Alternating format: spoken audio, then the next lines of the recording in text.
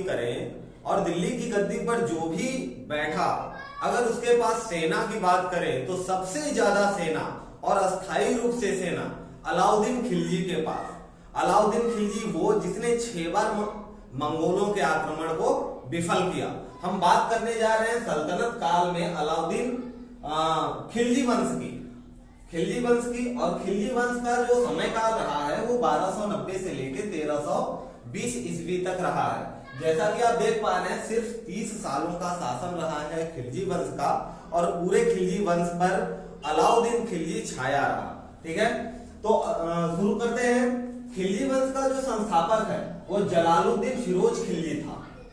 जलालुद्दीन फिरोज खिलजी 13 जून 1230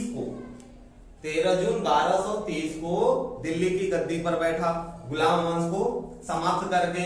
और इसके 6 साल बाद 1296 ईस्वी में इसकी हत्या जलालुद्दीन फिरोज खिलजी का भतीजा और दामाद था अलाउद्दीन खिलजी, उसने हत्या कर दी 1296 ईस्वी में, और 2 अक्टूबर 1296 ईस्वी में खुद दिल्ली की तख्त पर बैठ गया। अलाउद्दीन खिलजी के बचपन का नाम अली था। ठीक है, अब सबसे बड़ी बात ये कि अलाउद्दीन खिलजी वो सम्राट था जिसकी सेना पूरे दिल्ली सल्तनत में सबसे ज्यादा सेना थी इसके पास, और इसने नगद वेतन, सेना को नगद वेतन देने की प्रथा चलाई और घोड़े दागने की प्रथा चलाई। अस्थाई बंदोबस्त, सेना की अस्थाई बंदोबस्त की व्यवस्था किसने की थी? अलाउद्दीन खिलजी ने की थी। ठीक है, और नगद वेतन देना प्रारंभ किया था। इसके साथ साथ घोड़े को दागने की, उसको पहचान के लिए घोड़ा दागने की प्रथा भी किसने चलाई थी? अलाउद्दीन खिलजी ने चलाई थी। सैनिकों के हुलिया लिखने की भी प्रथा अलाउद्दीन खिलजी ने चलाई थी। सैनिकों को लेकर, सेना को लेकर इसके 4 काम रहे हैं बड़े। उसके साथ ही दैवी अधिकार का सिद्धांत भी अलाउद्दीन खिलजी लेकर आया था, और अपने आप को इसने स्वयं को सिकंदर ए सानी की उपाधि स्वयं को इसने दी थी। ठीक है, और इसने भू राजस्व कर बढ़ा दिया था। खेती से पैदा होने वाला जो कर था उसने इसको बढ़ाकर 1/2 कर दिया था। ठीक है, तो 2 बातें, कर 2 इसने बढ़ाए थे।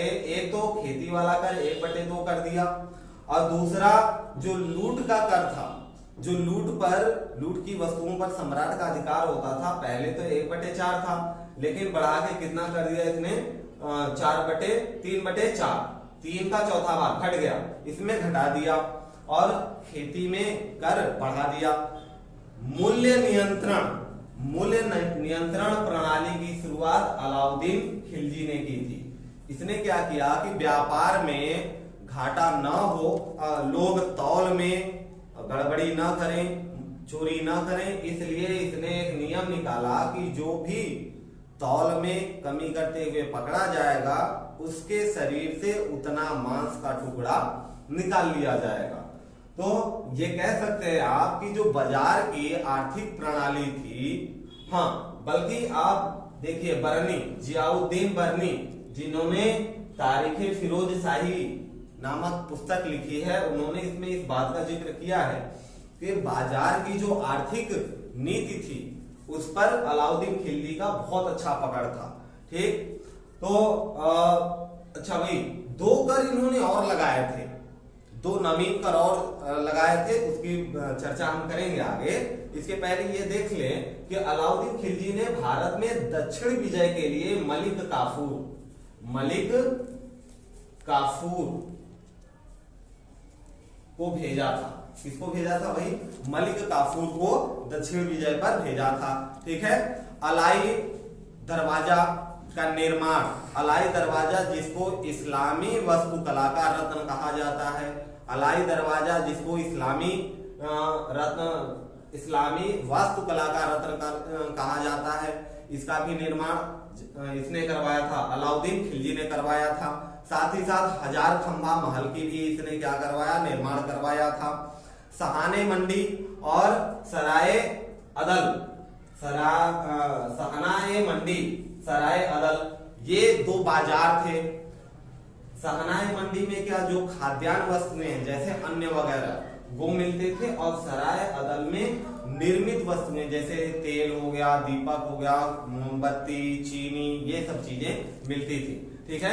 और अलाउद्दीन के दरबार में 4 विद्वान जिनके नाम जियाउद्दीन, अमीर खुसरो के बारे में हमने पिछले वीडियो में बात की थी, क्योंकि पिछला हमने देखा था गुलाम वंश में अमीर खुसरो थे, खिलजी वंश में भी हैं, और ये तुगलक वंश में भी हैं।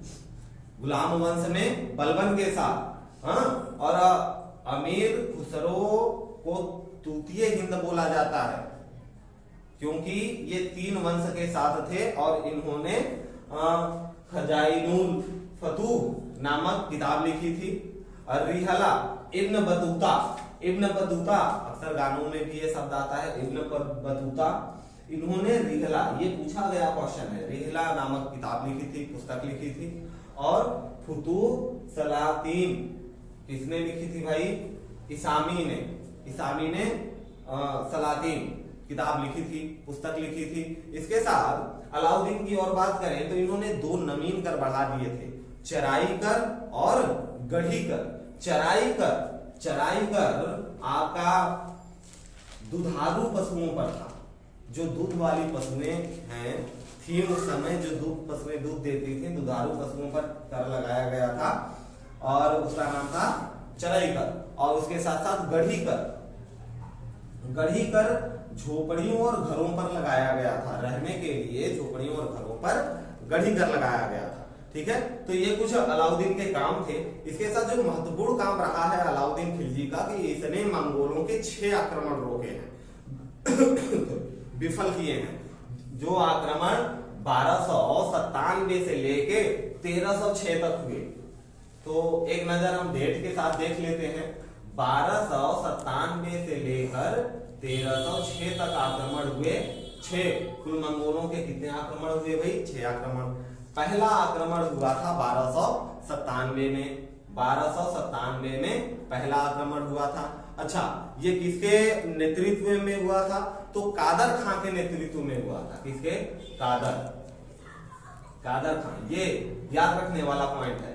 दूसरा अटैक अगले साल ही 1298 में हो गया था। हाँ, और इसका जो नेतृत्व किया था इस अटैक का, वो किसने किया था? सल्दी ने। किसने किया था भाई? सल्दी ने अटैक किया था, नेतृत्व किया था।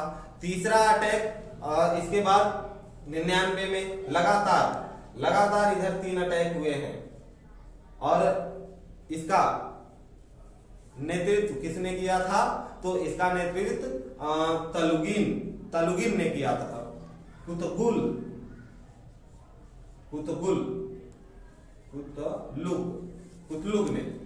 कुतलुग ने कुछ ऐसा ही नाम है इनका नाम, कुतलुग ख्वाजा। ठीक है। और चौथे आक्रमण की बात करें तो चौथा आक्रमण 1203 में 1303 में 3 बार लगातार आक्रमण करने पर हार का सामना करना पड़ा। तो क्या मनोबल टूट गया, सोचे कि थोड़ी तैयारी करें, तो इन्होंने 4 साल तैयारी की बीच में। फिर 1303 में तारगी के नेतृत्व में, किसके नेतृत्व में? तारगी के नेतृत्व में अटैक हुआ।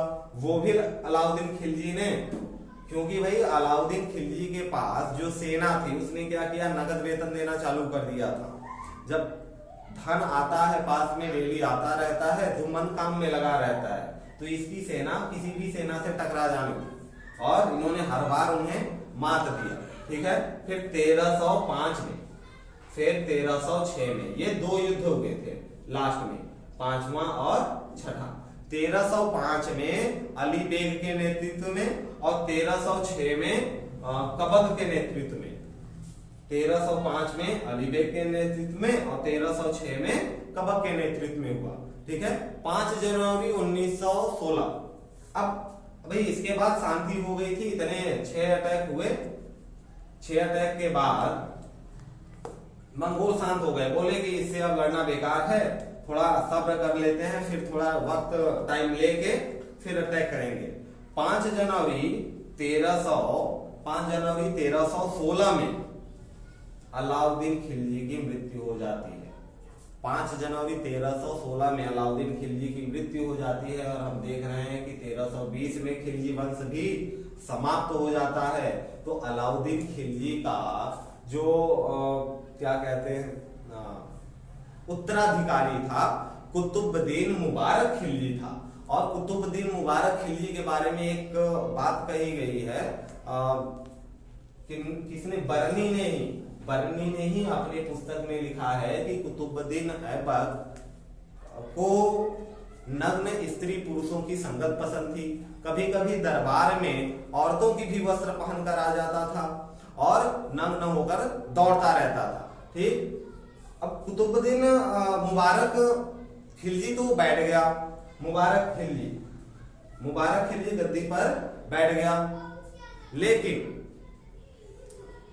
15 अप्रैल उसके कुछ ही समय बाद 15 अप्रैल 4 साल बाद 1320 में 15 अप्रैल 1320 में इसका वजीर खुसरो खां, किसका वजीर, मुबारक खिलजी का वजीर खुसरो खां ने 15 अप्रैल 1320 में उसकी हत्या करके गद्दी पर खुद बैठ गया, दिल्ली की गद्दी पर। लेकिन उसी के 4-5 महीने बाद 8 सितंबर 1320 में, इसी के 3-4 महीने बाद 8 सितंबर 1320 में तुगलक गाजी गयासुद्दीन तुगलक, कौन भाई, तुगलक गाजी गयासुद्दीन तुगलक खुसरो खां की हत्या करके तुगलक वंश की स्थापना करता है। और अगले लेक्चर में हम यही बात करने वाले हैं तुगलक वंश की। ठीक, ये रहा हमारा सल्तनत काल का खिजरी वंश का सफर और अगला सफर शुरू होगा तुगलक वंश के साथ।